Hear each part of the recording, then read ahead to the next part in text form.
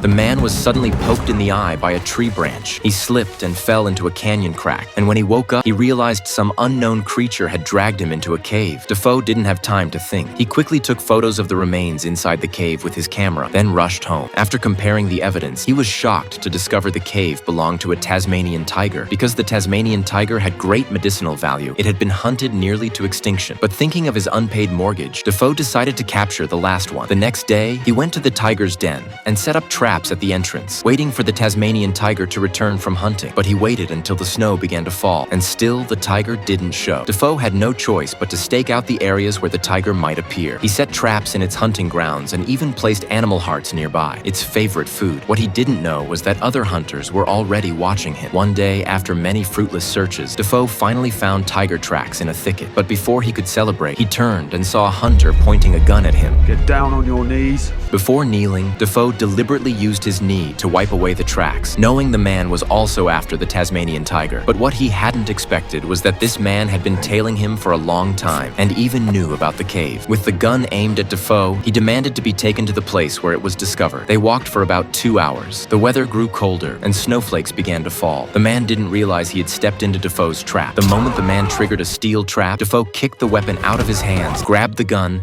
and kept his distance. Then he pulled a knife from his pocket. The life or death struggle had begun.